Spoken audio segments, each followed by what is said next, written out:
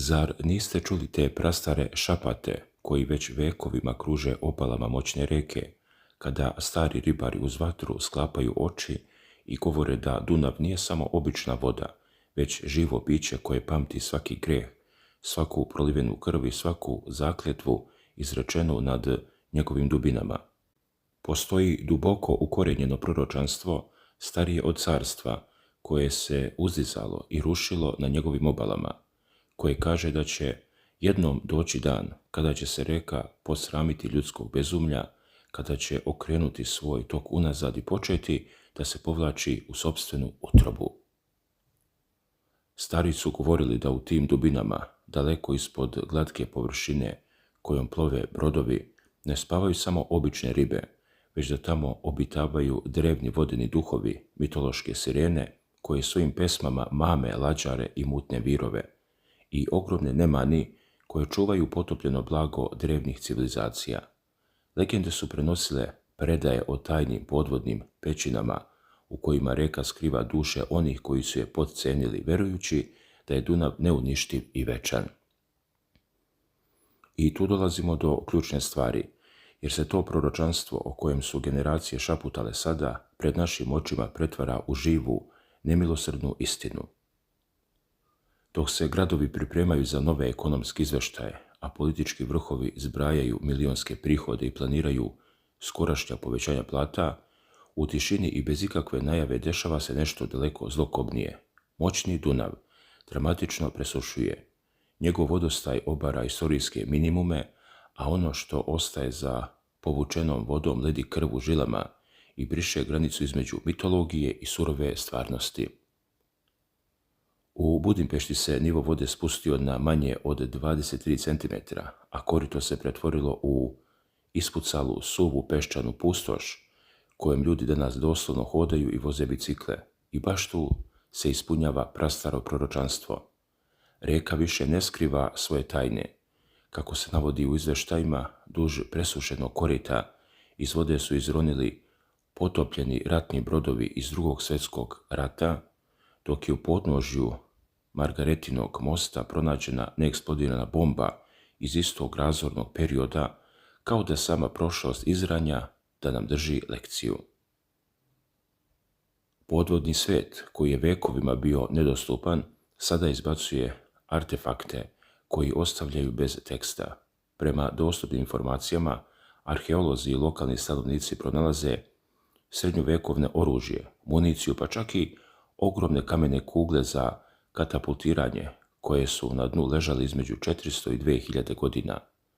Da proročanstvo o buđenju davnih vremena bude još upečatljivije, u severnoj Bugarskoj jedan lokalni stanovnik je u rečnom blatu naišao na savršeno očuvane kosti mamuta.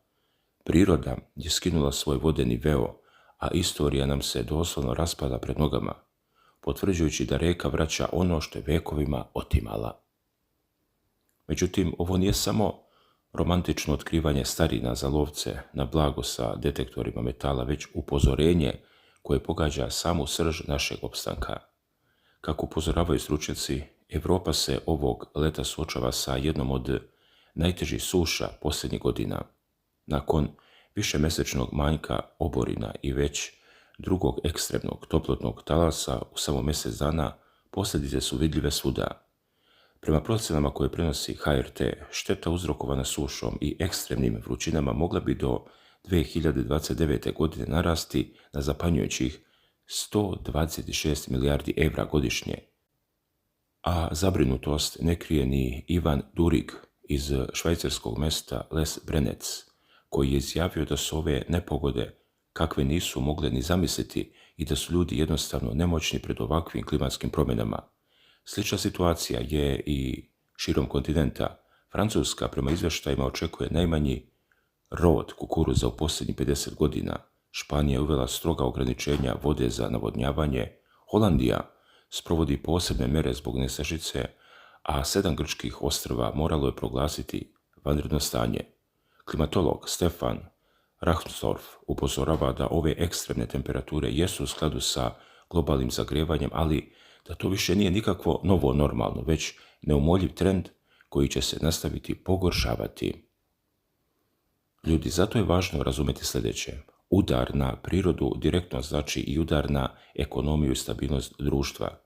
Zbog izuzetno niskog vodostaja Rajne, koja povezuje industrijska središta Švajcarske, Njemačke, Holandije sa lukom Rotterdam, otežan je prevoz robe, što je pojedine njemačke fabrike natjeralo na drastično smanjenje proizvodnje.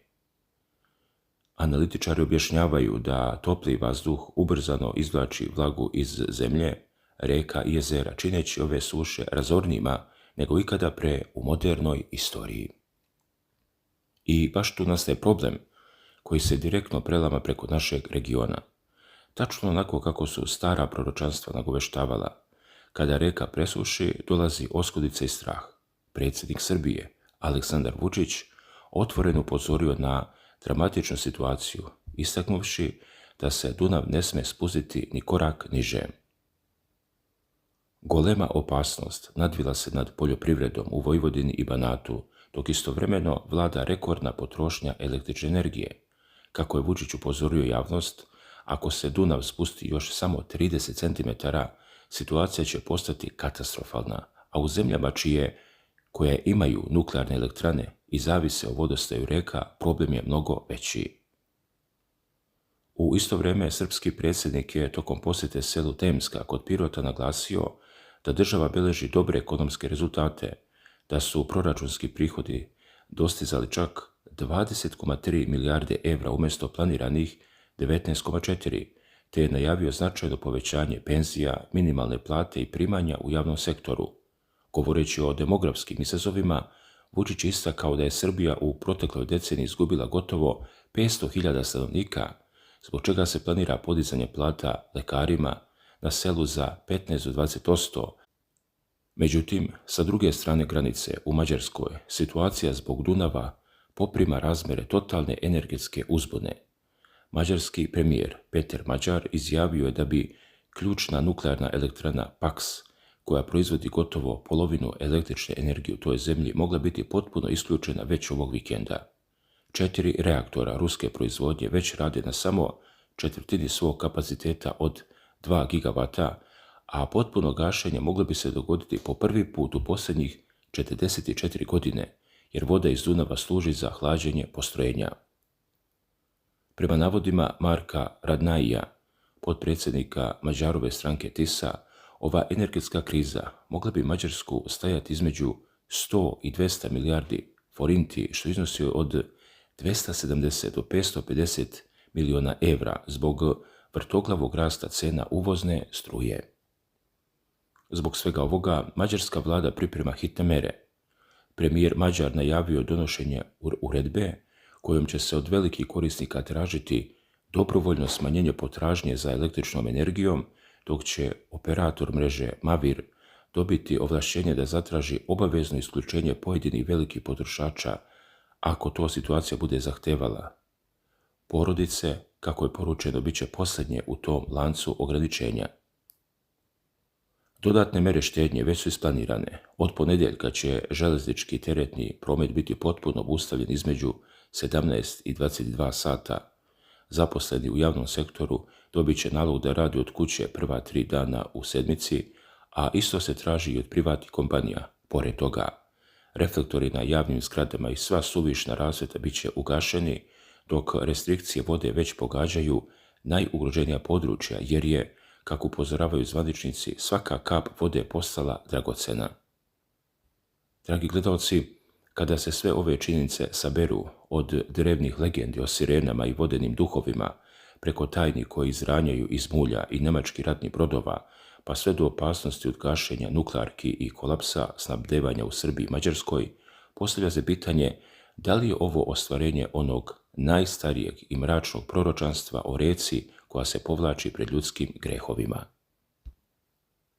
Jer kada iz mulja kod Prahova izrone sablasni skeleti nemačkih ratnih brodova iz 1944. godine i takozvane crnomorske flote nacističke Njemačke, to više nije samo arheološka senzacija za turiste i lovce na blago.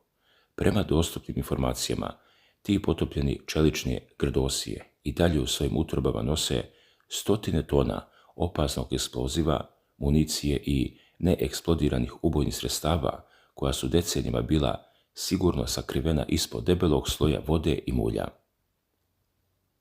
Sada, dok Dunav nestaje i dok se korito suši, taj smrtonosni teret izranja na površinu, predstavljajući direktnu prijetnju za ljude, brodarstvo i ekološku bezbednost cijelog regiona. Kako se navodi u izveštajima, inženjeri i nadležne službe upozoravaju da pomeranje ili slučajno aktiviranje ovog zaostalog ratnog materijala iz Drugog svjetskog rata može izazvati katastrofu neslućenih razmjera. I tu dolazimo do ključne stvari koja duboko povezuje drevna proročanstva sa današnjom krizom. Legende o kojima su stari govorili nisu bile obične bajke za strašenje dece. One su bile upozorenje da će reka jednom vratiti ono što je u nju bačeno i da će prošlost pokucati na vrata sadašnjosti. Sjetite se onoga što su priče prenosile s kolena na koleno, da Dunav pamti svaku bitku, svaku prolivenu krv i svaku mašinu uništenja koja je potonula u njegove virove. Kada su nemačke snage u povlačenju same potapale svoju flotu kod Prahova da bi blokirale plovni put, stari ribari su govorili da je to zverstvo ostavilo crni pečat na vodi, a da će se naplata tog duga dogoditi onda kada reka bude ostala bez kapi. I evo nas tu, svjedoci smo tačno toga. Ali opasnost se ne zaustavlja samo na Prahovu i potopljenim brodovima. Kada pogledamo širu sliku, vidimo da je čitav vodeni sistem pod nezapamćenim pritiskom. Stručnjaci i analitičari upozoravaju da je Dunav glavna žila kucavica evropske unutrašnje plovidbe, a prekid saobraćaja na ovoj reci znači ekonomsku paralizu za države koje zavise od transporta žita, sirovina i energenata. Prema navodima stručnjaka, kada barže ostanu usidrene na suvom pesku, trpe ne samo srpska i mađarska privreda, već se lančano ruši ekonomija cijele centralne Europe. Zato predsjednik Aleksandar Vučić otvoreno poručuje da je situacija sa opadanjem vodostaja od dodatnih 30 cm kritična tačka sa kojom nema igre, jer bi to značilo potpuni kolaps energetskog i poljoprivrednog sistema, prvenstveno u našoj žitnici Vojvodini i Banatu. Sa druge strane, u Mađarskoj se već otvara pakleni scenario. Premijer Peter Mađar i njegovi saradnici suočavaju se sa gašenjem ključne nuklearne elektrane Paks, jer bez dovoljne količine vode iz Dunava za raslađivanje sistema, reaktori moraju biti obustavljeni da ne bi došlo do havarije.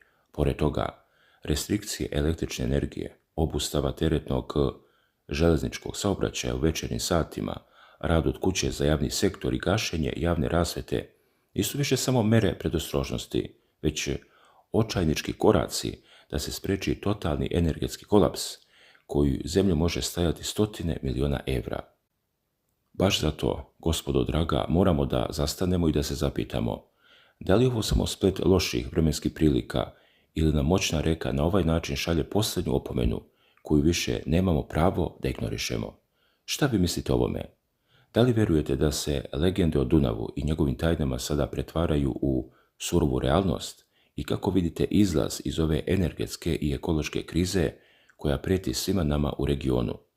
Napišite mi vaše mišljenje u komentarima dole, zapratite kanal i ostanite uz nas jer ovakve priče nećete čuti nigde drugde. Vidimo se u sljedećem videu. Svako dobro!